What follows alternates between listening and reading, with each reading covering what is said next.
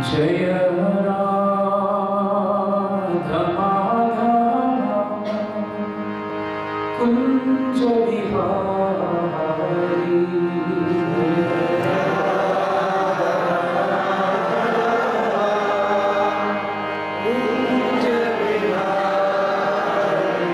Jai Radha Madhav Kunj Bihari.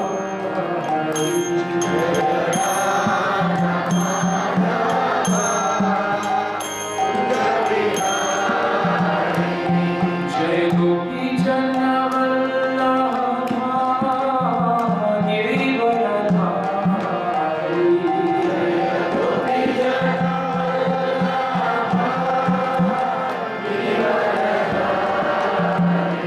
Jai Gopi Jan Vallabh Girivardhari.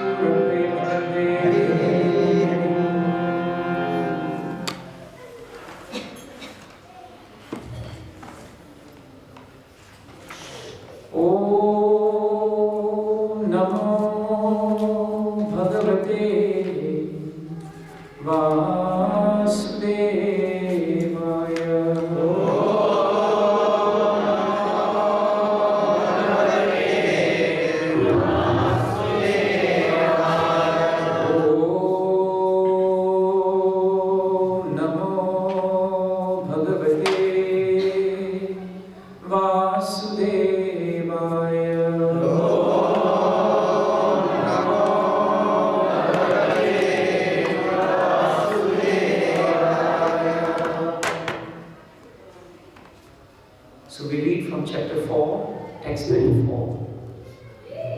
Tadvidhi pranipatena Hari prashnena sevaya Upadikshanti te jnanam Jnaninas tattvadarshinaha Tadvidhi pranipatena Hari prashnena sevaya Upadikshanti te jnanam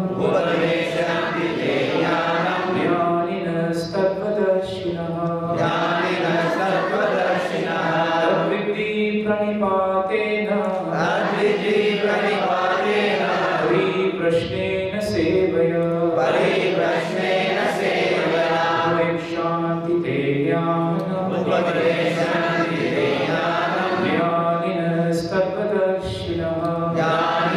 tattvadarshinaha Tadvidhi pranipatena Hari prashnena sevaya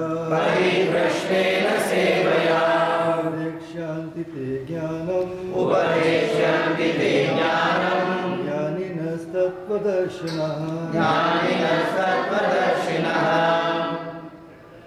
Tadvidhi pranipatena Hari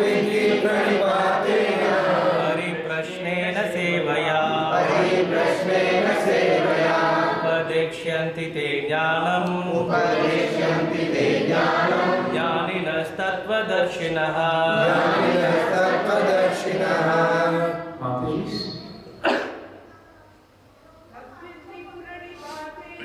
Tadvidhi pranipatena Hari prashnena sevaya Upadikshanti te jnanam Jnaninas tattvadarshinaha Tadvidhi pranipatena Hari prashnena sevaya Upadikshanti te jnanam Jnaninas tattvadarshinaha. Please repeat synonyms. Tat. That knowledge of different sacrifices. Vidhi. Try to understand. Pranipatena. By approaching the spiritual master. Pariprashnena. By submissive inquiries. Sevaya. By the rendering of service. Upadikshanti. They will initiate. They. You. Jnanam. Into knowledge. Jnaninaha. The self-realized. Tattva. Of the truth. Darshinaha. Seers. Translation and purport by His Divine Grace, A.C. Bhaktivedanta Swami Krishna Prabhupada ki Jai. Please repeat the translation and just repeat the translation. Just try to learn the truth. By approaching a spiritual master. Inquire from him. Submissively. And render service unto him. The self-realized souls can impart knowledge unto you because they have seen the truth. Please hear the purport. The path of spiritual realization is undoubtedly difficult. The Lord therefore advises us to approach a bona fide spiritual master in the line of disciplined succession from the Lord Himself. No one can be a bona fide spiritual master without following this principle of disciplined succession. The Lord is the original spiritual master, and a person in the disciplined succession can convey the message of the Lord as it is to his disciple. No one can be spiritually realized by manufacturing his own process, as is the fashion of the foolish pretenders. The Bhagavatam 6.3.19 says, Dharmam tu sakshat bhagavat praneetam. The path of religion is directly enunciated by the Lord. Therefore, mental speculation or dry arguments cannot help lead one to the right path. Nor by independent study of books of knowledge can one progress in spiritual life. One has to approach a bona fide spiritual master to receive the knowledge. Such a spiritual master should be accepted in full surrender, and one should serve the spiritual master like a menial servant without false prestige. Satisfaction of the self-realized spiritual master is the secret of advancement in spiritual life. Enquiries and submission constitute the proper combination for spiritual understanding. Unless there is submission and service, enquiries from the learned spiritual master will not be effective. One must be able to pass the test of the spiritual master, and when he sees the genuine desire of the disciple, he automatically blesses the disciple with genuine spiritual understanding. In this verse, both blind following and absurd inquiries are condemned. Not only should one hear submissively from the spiritual master, but one must also get a clear understanding from him in submission and service and inquiries. A bona fide spiritual master is by nature very kind toward the disciple. Therefore, when the student is submissive and is always ready to render service, the reciprocation of knowledge and inquiries becomes perfect. Jai Shri Prabhupada, Ram Satya Prabhupada's Ki Jai. Om Jnana Divinandasya Jnana Janashraya Chakshurmilitam Yena Tasmai Shri Gurave Namaha. Sri Chaitanya Manohishtam Sthapitam Yena Bhutale Swayam Rupa Kadayam Kadati Swaparadikam Vandeham Shri Guru Sri Uttapadakamalam Shri Guru Vaishnavamscha Shri Rupam Sarvajatam Sadhana Ratnamritam Avsajitam Sadvaitam Sadharupam Varijana Sahitam Krishna Chaitanya Devam Shri Radha Krishna Padam Sadhana Radhika Shri Vishakhanvitamscha Hey Krishna Karuna Sindhu Deenabandho Jagarpate Gopesha Gopikakanta Radha Kanta Namaste Taptapanchana Gaurani Radhe Vrindaneshwari Vishwanu Sudevi Pranamami Haripriye Namo Mahaladhyaya Krishnaya Pradaye Krishnaya Krishna Chaitanya Namne Gurave Tushe Namaha Vacha Kalutruvyascha Kripa Sindhubhya Evacha Vaditanam Pavanebhyo Vaishnavebhyo Namo Namaha. Jai Sri Krishna Chaitanya Prabhu Nityananda Shri Advaita Shri Vasadi Gaura Bhaktavrinda Hare Krishna Hare Krishna Krishna Krishna Hare Hare Hare Rama Hare Rama Rama Rama Hare Hare.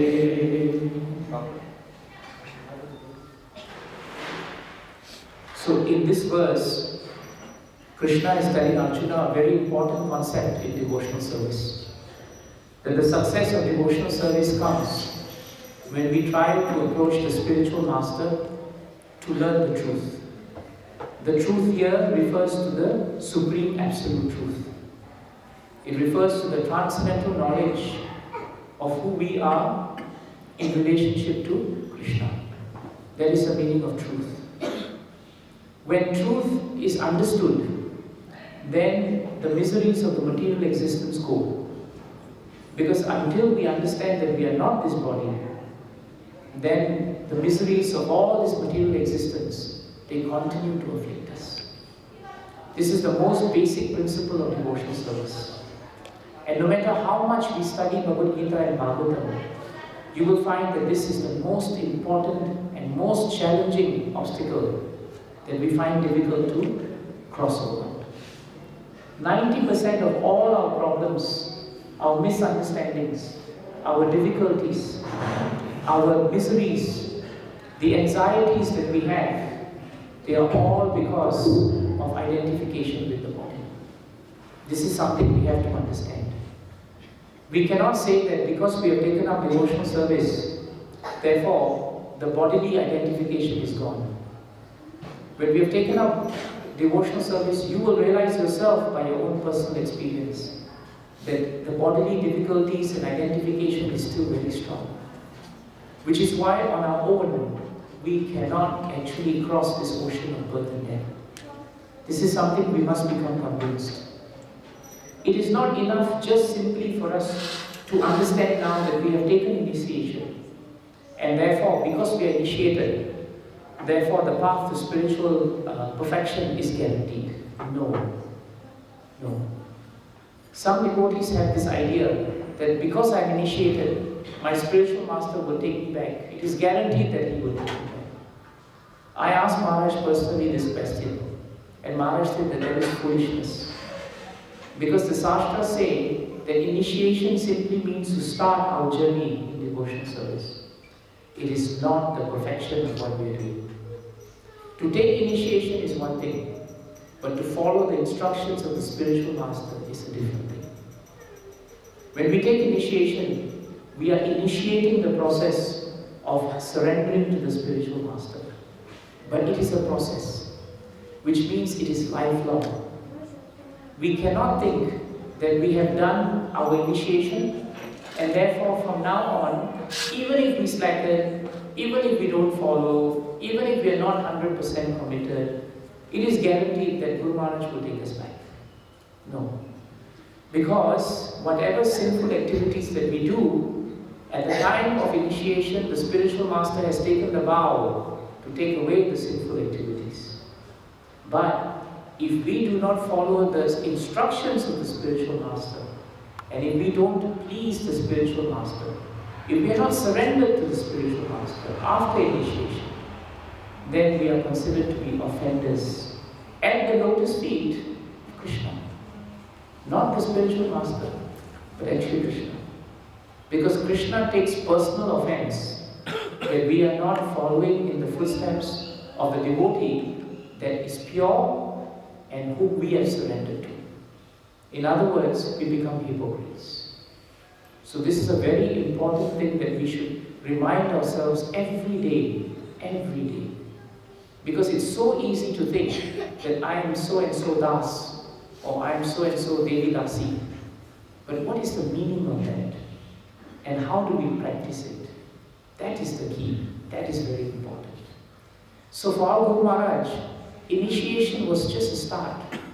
Which is why you'll find that very often when Maharaj initiated disciples, technically speaking, they may not have been up to the mark. But Maharaj just requested that they obey his instructions and do what would please him and not what would please us.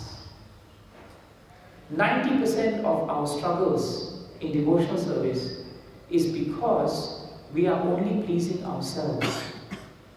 And we have made the instructions of our spiritual master subordinate to what we want. We can couch it in so many different languages. Our minds can give so many favorable arguments. But ultimately, what will please the spiritual master, we know in our hearts. Because Tesham Satata Yuktana Bhajatam Priti Purvakam Tadami Buddhi Yogatam Yenama Utayatite. Krishna is in the heart. And He has already given us the intelligence. But if we ignore His dictations, and if we ignore the dictations of what will please our spiritual master, we will become morose. We will give so many favorable arguments, but we will become morose. So this is a very important point. So one of the first things that Maharaj gave us, or at least when I took down these notes, was to please understand that initiation is merely a start. It doesn't confer on us a perfection. It only gives us the directions of 434, which is just try to learn the truth by approaching a spiritual master. Maharaj said, Pranipadena means by approaching a spiritual master. That means we have to approach. But Maharaj also told us that approach is not one time. Approach means continuously for a lifetime. That is the meaning of approach. Maharaj told me that Devaki, it is not that one time you approach me, I agree to initiate you and Haribol. Now you can forget. I have a guru in my pocket. By definition, I am initiated. Now I will do whatever I want. That is not approach. Approach means daily we have to approach the spiritual master. That is actually approach. And Maharaj said when you read the word to word of this text 34, you will find that once we approach the spiritual master, there is a process for the approach. And the process for the approach is actually given in 4 very important points. Let me look it up. Yes, it is in the verse here, but it was given by Maharaj. When we approach Krishna, when we approach Him through the spiritual master, Maharaj told us that we should approach based on 4 very important qualities. The first quality is to approach by being submissive. That is very important. We must learn to be submissive. Submissive means that whatever spiritual master wants, we should do. That is very important.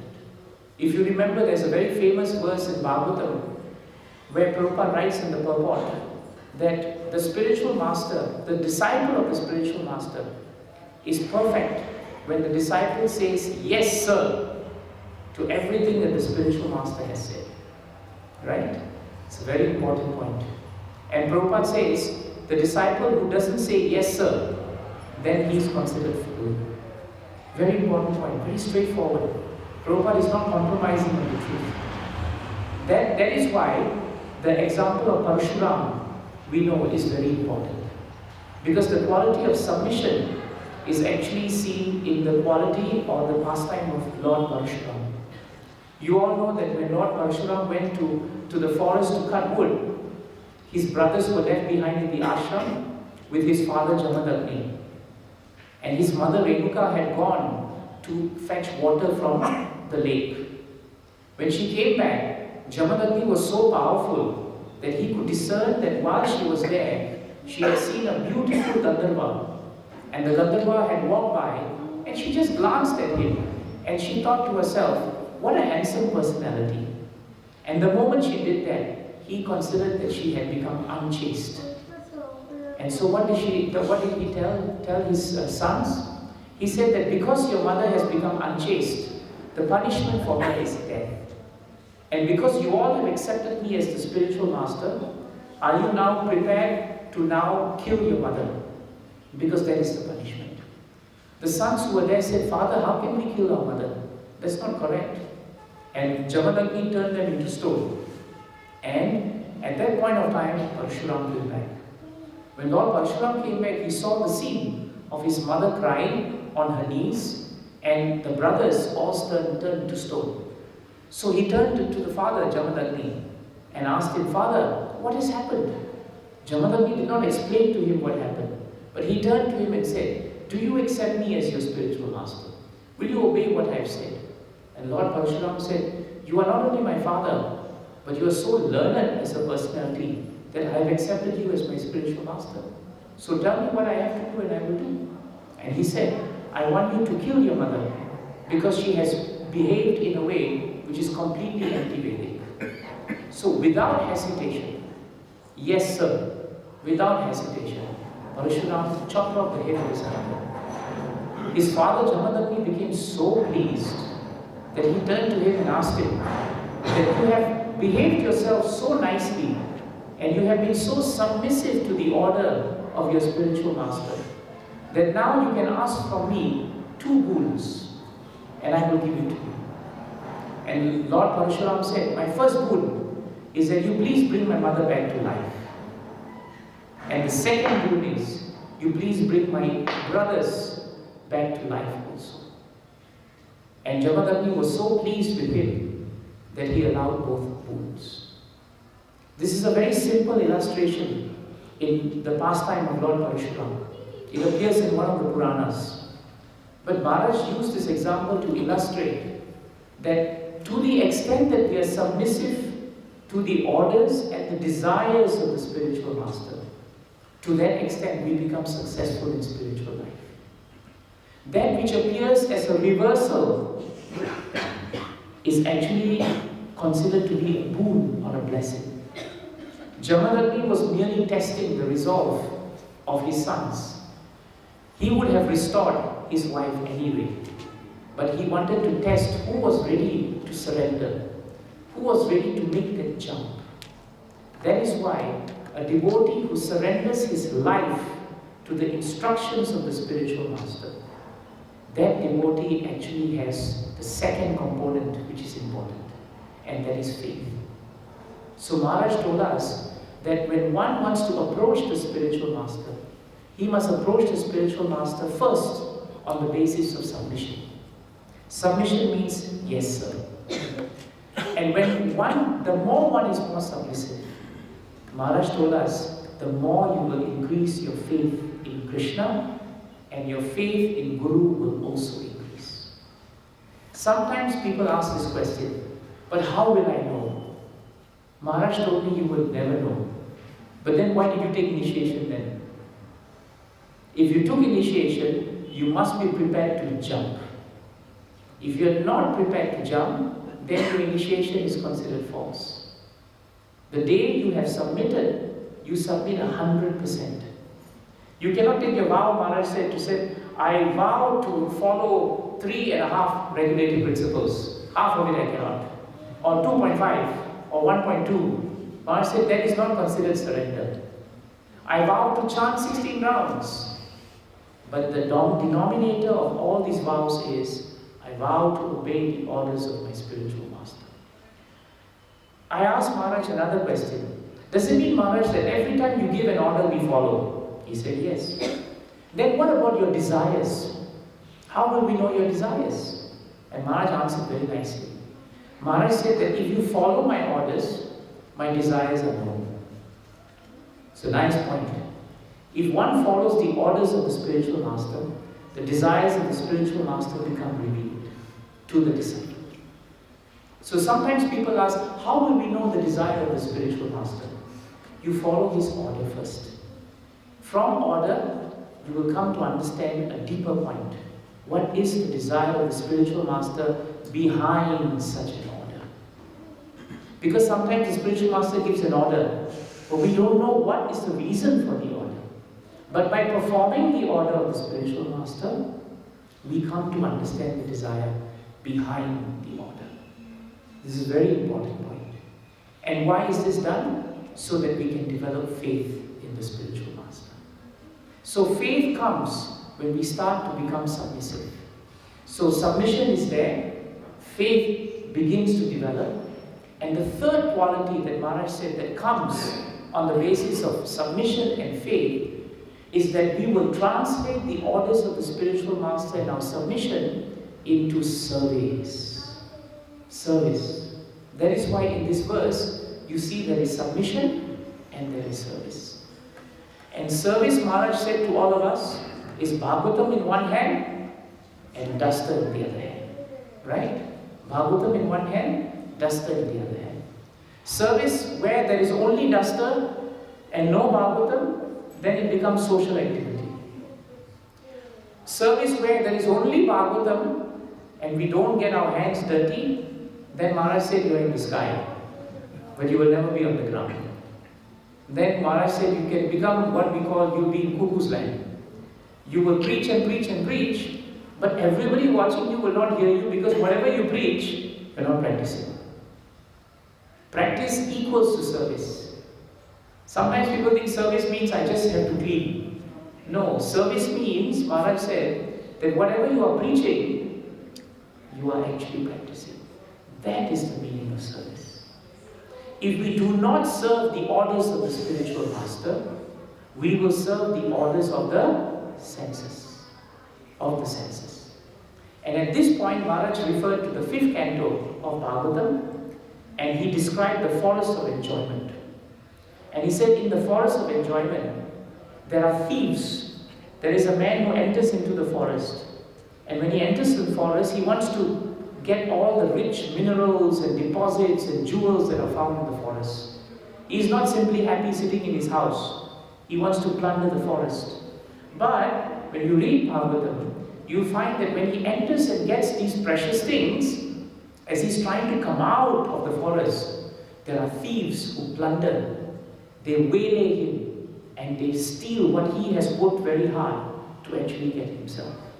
And Prabhupada in the purport writes that those thieves in the forest, those who are plunderers, dacoits, they are actually our senses.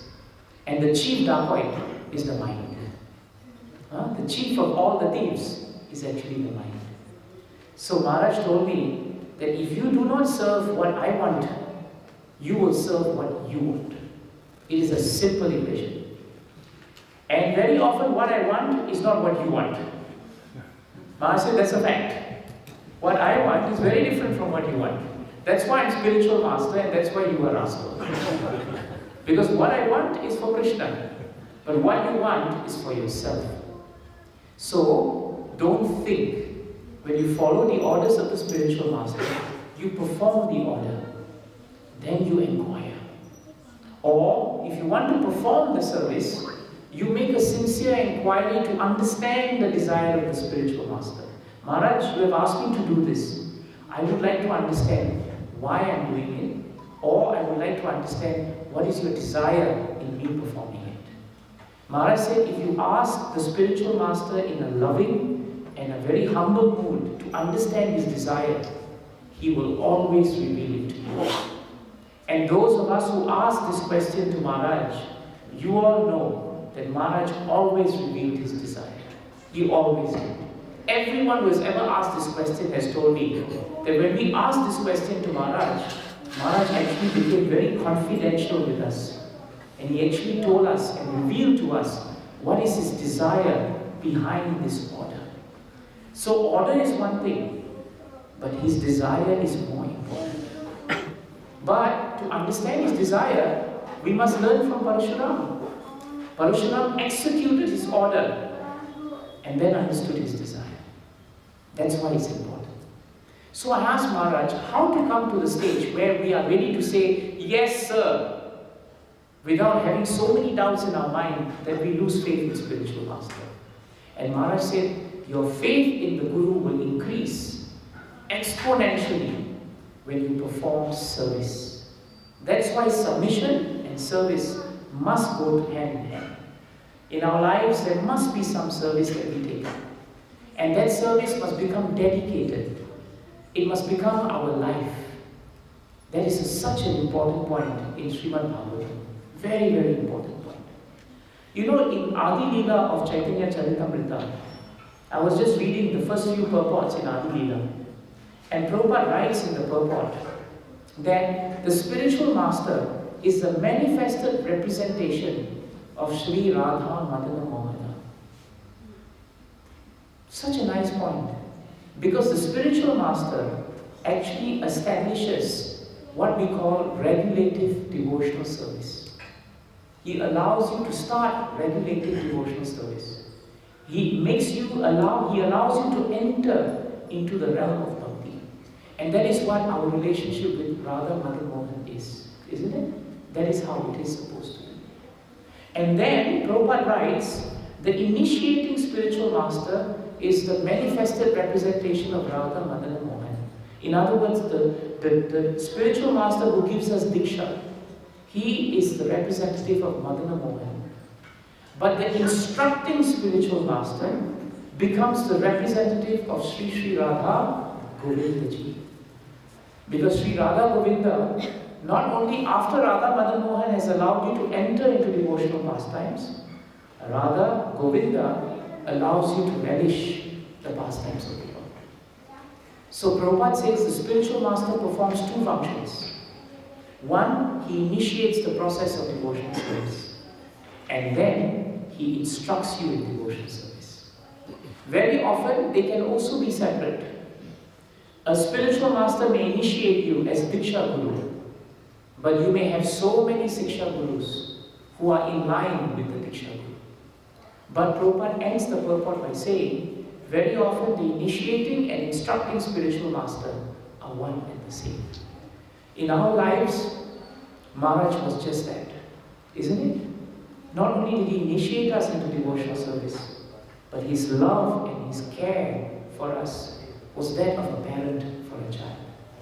And Prabhupada writes in the purport of Adi Leela that the spiritual master is like a parent. He writes it there. Just like a father looks out for the son or the daughter, the spiritual master is always concerned about the disciple. Always concerned about the disciple. When His Holiness Tama Krishna Goswami Maharaj wanted to take sannyas, before that he was married. He had gotten married just 1 year, already just 1 year into marriage, and he wanted sannyas. Can you imagine? That's how bad marriage must have been for him. Why? Because he was ready to surrender even more. So if you read Lilamrita, I was reading it a few days ago, Tama Krishna Maharaj expressed his desire to take sannyas to Srila Prabhupada. Prabhupada did not immediately say you can take sannyas. Prabhupada's hesitation was, his wife is my daughter. Prabhupada states that in the conversation. Just as you are my son, she is my daughter. So I must think about what will happen to her if you take sannyas.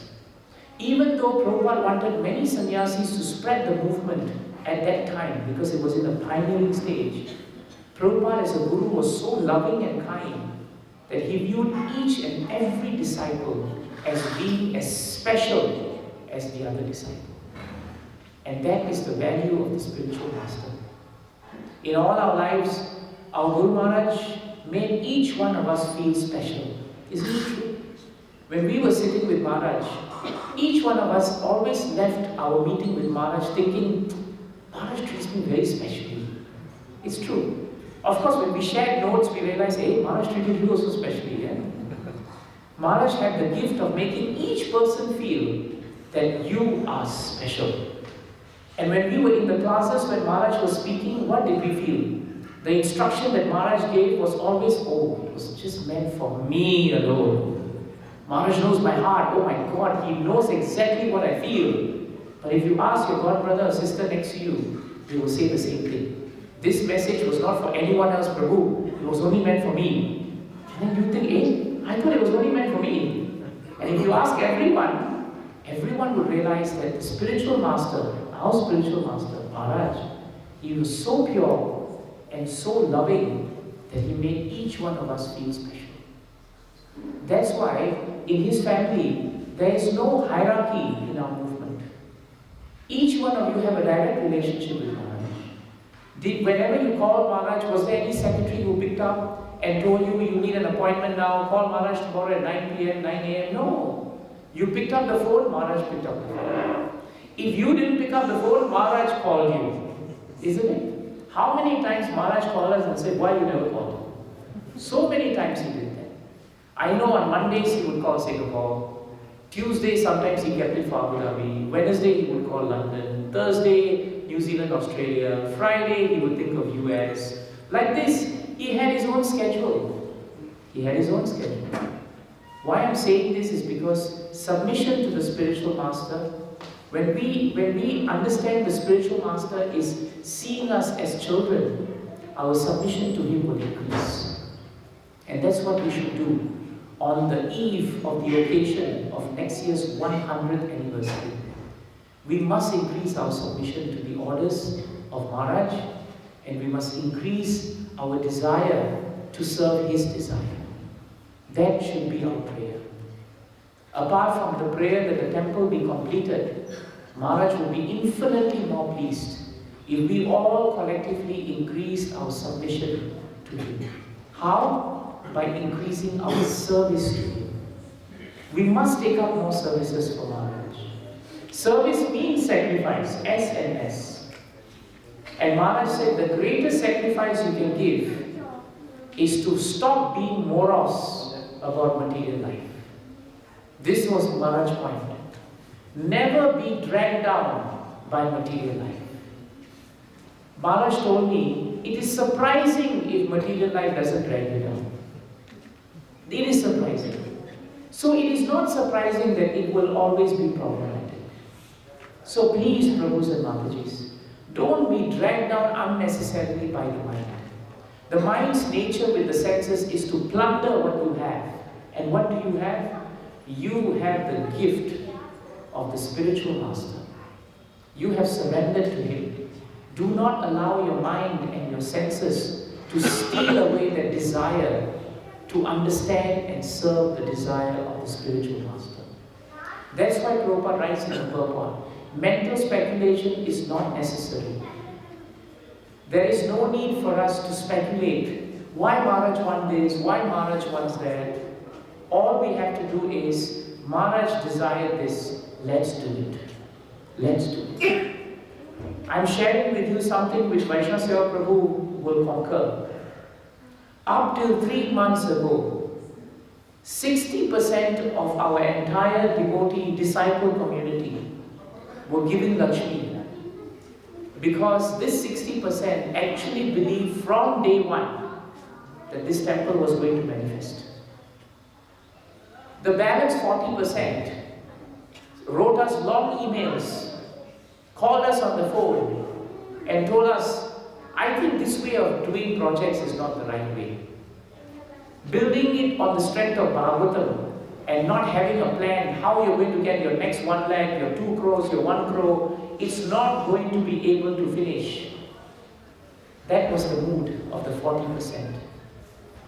Only when they realized in the last 2 months that this temple is actually going to inaugurate and it's going to happen in April, did the balance 40% suddenly wake up and realize, oh my God, it's going to happen and now we should come forward. I tell you this because this reflects what Maharaj predicted before he left this world. In October, November, and from January to June 2009, you asked Vaishnava Seva, Maharaj himself told us many times that after I am no more, this temple will become a very big temple. People will be surprised. And Maharaj laughed, he chuckled actually.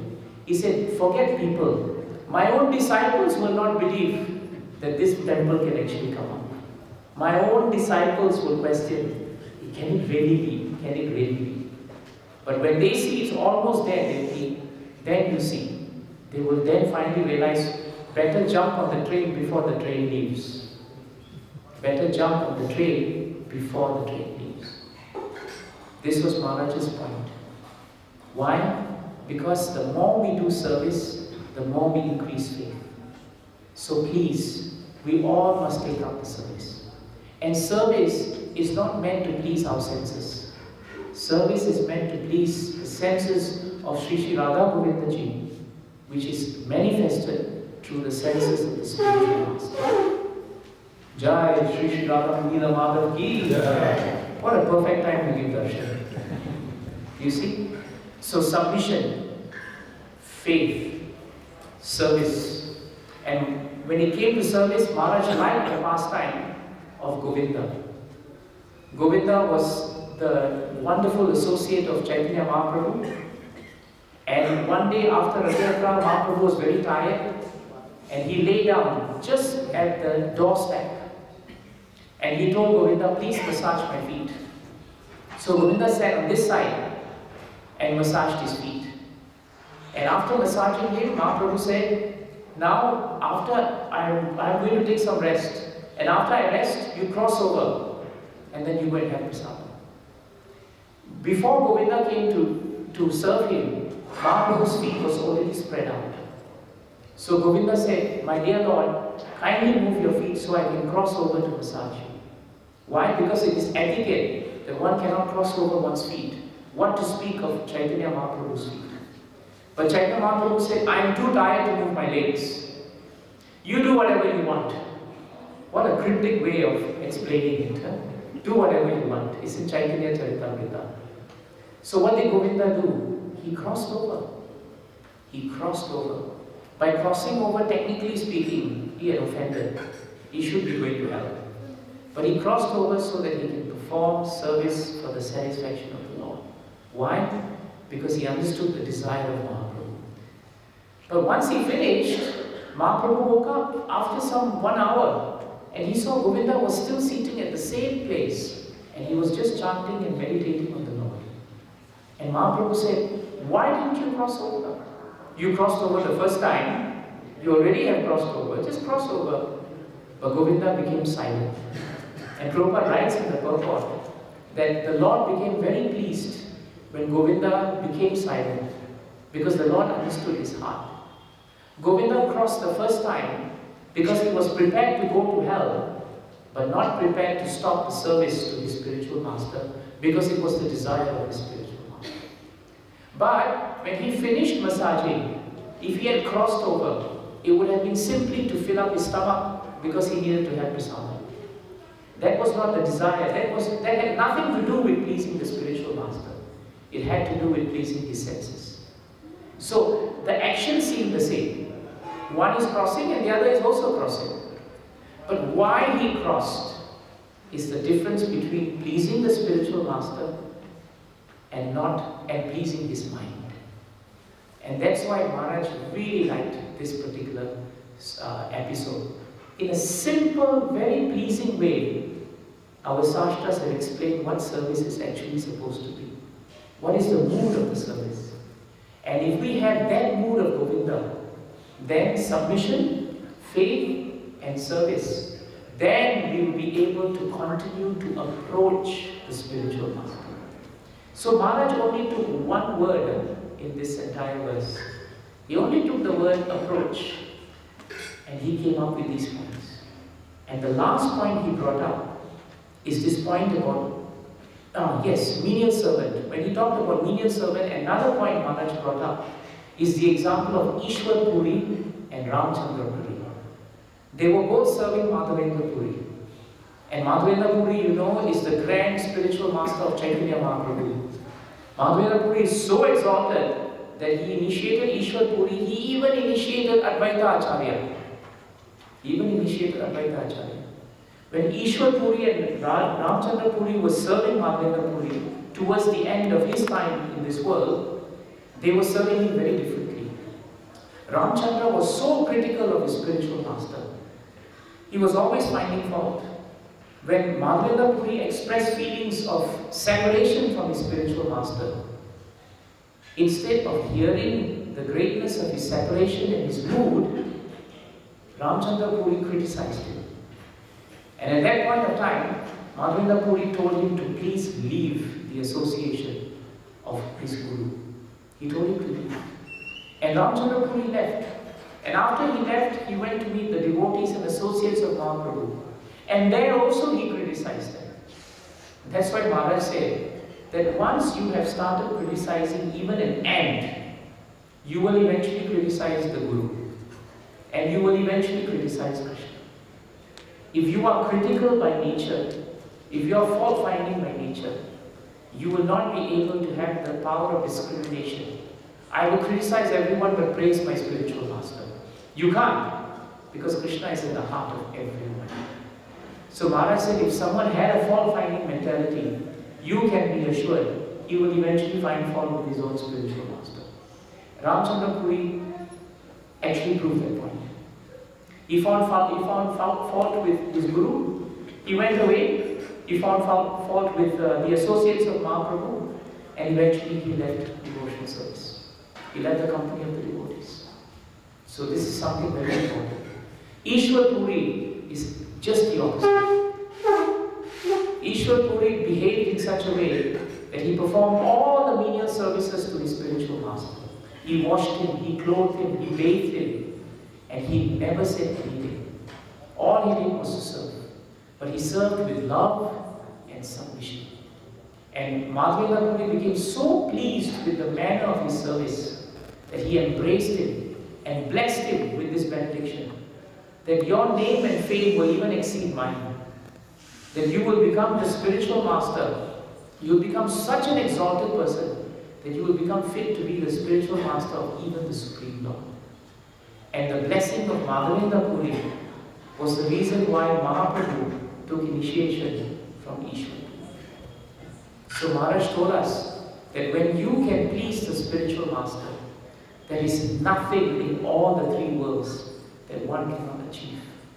And there is nothing in devotional service that one cannot become blessed by. But we must first learn to serve and sacrifice. So submission, faith develops when we submit. Then service is the platform for submission and faith. And in service, there is menial service. There is service where there is Bhagavatam, transcendental knowledge, and there is service where there is humility of menial service. And by doing both of this, what is the outcome of that? The outcome is amazing. The outcome is the blessing of the spiritual master. And when the spiritual master's blessing comes, then we can understand his desires. Then his desires become revealed to us. And then we progress further in devotional service. And the last 2 points that Maharaj brought up, is to approach the spiritual master requires determination. Because as Prabhupada writes in the purport, the spiritual master will test the disciple. And Maharaj said, I don't only test you at the point of initiation. The Guru will test you throughout our relationship. It is a lifelong, many lives testing. It is not that I passed the first test of initiation, passed the second test of second initiation, and then Haribol.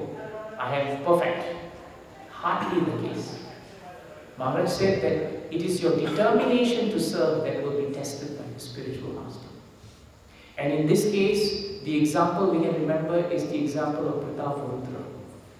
Prataparudra's determination to somehow or another serve Mahaprabhu is parallel to the disciple's conviction that somehow or another, despite the challenges in my life, despite the tragedies in my life, despite the health problems of my life, despite the ravages of my mind, I will do what the spiritual master desires.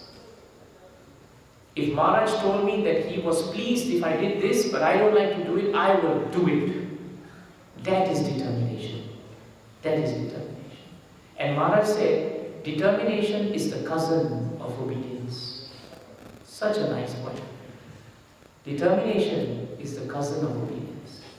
If you want to obey me, be determined. When you are determined, you will be able to obey. Why? Because when Krishna sees you are determined to serve, no matter how much problems there is, Krishna will give you the facility to serve the spiritual master. But if you say, my work is this way, Prabhu, I can't do this service. My health is like that, I can't do this service. My problems at work, office is problematic and that's why I cannot do service. Then Maharaj said, you are now serving the mind. You're serving the senses. You're not serving me. So this is how the spiritual master will test us. And you all know in Prataparudra's case, how many obstacles there was. Nityananda Prabhu tried to intervene. Mahaprabhu did not listen. Haridas Thakur recommended Prataparudra, did not listen. Sarvabhauma Bhattacharya recommended him, did not hear. These are all great personalities. They were all recommending Prataparudra. But the Lord said no. If a single drop of liquor were to enter into a pot of milk, the entire pot of milk is poisoned, isn't it? The entire milk is now contaminated. So if I were to appear and associate with a king, then the order of sannyas that I've taken is finished. He refused to. But his heart melted on 2 occasions. One, on the auspicious occasion of Rath Yatra, Pratap took a broom and swept the floor before the Lord could move. Maharaj was saying, today we become very proud when we sweep the floor, because only VIPs sweep the floor normally, isn't it, for Rath Yatras. Today is the opposite. Today if you come forward to sweep, Maharaj said, it is hardly the case of being humble. Today if you are not called to sweep, they become insulted. But in those days, for the king to sweep was untold, unheard of. So when he picked up the broom and he swept, Mahaprabhu's heart melted. And Prabhupada writes there, why? Because the king did menial service. And the reason when that happened, that was the turning point. The turning point. And the final point came when Pratap actually was told by the devotees to dress as a mendicant, renounce the garb of a king, sit down with Mahaprabhu while he was swooning away in the garden after an extended Rath Yatra and massage his lotus feet. And the reason why he could do that was because of service and because he was determined. Submission, faith, then the platform of service. And on the platform of service comes the quality of determination. Determination is the cousin of obedience. And once we have learned to obey the order and the desire of the spiritual master, then the final point that Maharaj gave is that we should serve Guru without false prestige. That's also in the purport. Without false prestige. And Maharaj made me write down this point. Do not become disciple to become Guru. Do not become disciple to become Guru. That's what he wrote. That's what he told me to write. And that's an important point. Sometimes the moment we take Diksha, then immediately, we gather people and tell them, now you do this, you do that, because now I have that rank now. Maharaj said, don't. Because without false prestige means the spiritual master is always the most obedient servant of his spiritual master. That's why he has become spiritual master. Not because he has false prestige. If he has false prestige, the qualification is gone. It's a very, very important point. And these are the qualities Maharaj said. If you have them, if you reflect on them, then Maharaj emphasized, you will be able to approach the spiritual master. So this is how we approach the Guru.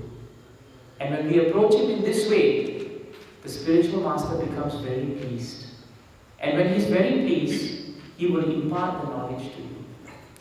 And Maharaj said he may not impart it directly, but he will impart it through the lessons of life. As you go through the lessons of life, you will understand his instructions. And you will find, Maharaj said this then. He said it then, but it's meant for this experience. I just read his lecture. He stated this point. It's now important in my life. That is how he will give it. And one last concluding point he said is the word Tattva-darshinaha. Tattva-darshinaha means, Maharaj said, not just that we study and we repeat. That is already a good qualification. But a pure spiritual master, a pure devotee, he can repeat because he has seen. He has experienced it. So Maharaj said, don't become half-past-six disciple. Because if you become half-past-six disciple, you will become half-past-six spiritual master also.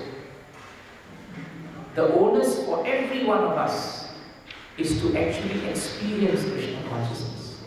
Not just speak about it, experience it. That's why Maharaj liked this little story, There was this guru in a village, and there was a boy who was very addicted to sweets. You know how sweets are, right? Especially in ISKCON. In our movement, sweets.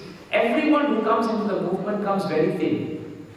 But halfway through the movement, right, we all expand, generally speaking. Why? Because of the sweets. Such nice sweets. So this boy was addicted to sweets. And his mother was worried. So she brought him to the Guru and said, my dear sir, please stop his addiction for sweets. Because you're Guru. So the Guru said, I will do it, but I need 2 weeks. So mother thought maybe Guru is busy, he has so many appointments, so many people come, so many people eat sweets anyway. So he's lining up. So 2 weeks later, she brings the boy, leaves him in the ashram. 2 weeks after that, she comes back, and the boy has given up addiction to sweets. The mother is very grateful to Guru, and the Guru is very happy. But she has one question. Why it took you 2 weeks to see him? Were you busy? Did you have things to do? What was it?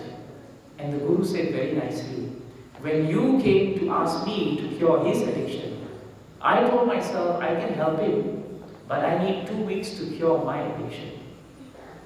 If I cure my addiction to sweets, then I know the process, I've experienced it, I can then deliver it to the next person. And Maharaj ended by saying, the onus and responsibility of every devotee, not just the spiritual master, is that he must experience Krishna consciousness. If you want to change other people's lives, because we are all in one way Siksha Gurus. We are all preaching to someone. The moment you preach to someone, Maharaj said, you have become a Siksha Guru. But you become useless if you have not experienced it. How can you explain a book of Prabhupada to someone if you have not read it, Prabhupada said. So Maharaj said, how can you tell someone to chant when you don't chant? How can you tell someone, please come for Mangalarti when you don't attend? How can you tell someone, control your tongue when you can't control your tongue? Nobody could find fault with Maharaj because everything he did, he practiced. There was not a single thing that Maharaj did in his life that he had not put into practice. So Maharaj said, if you want to approach the spiritual master, approach him on these points. He will reciprocate, but he will reciprocate only to the extent of what he has experienced. So we are very fortunate to have surrendered at the lotus feet of a pure devotee like Guru Maharaj. Because we saw in our lifetime that everything he did, he practiced. Every single instruction he gave us, he lived it. That is why the potency is so strong. And that is a lesson for us. So please don't be morose in your spiritual life. Just like Maharaj was always happy and blissful, we must learn to ignore the problems of this material world. But we must never ignore the instructions of our spiritual master. Jai Grantaraj Srimad Bhagavatam ki Jai. Jai Srila Prabhupada ki Jai. Jai Srila Mahavishnu Goswami Gurudev ki Jai. Nitai Gaur Bhakti. I pray that these instructions that Maharaj gave will be a good platform for tomorrow morning's Vyasa Puja. We'll all wake up for Mangalarti and we'll have the first Mangalarti on the occasion of Maharaj's 99th appearance. After Mangalarti, let us chant our rounds very nicely. Those who have service, Vaishnava Seva Prabhu, you will be able to delegate the services. In the morning, we will also be able to state the devotees who will be doing the Vyasa Puja offerings. We request representatives to give their Vyasa Puja offerings. We will request a few representatives to do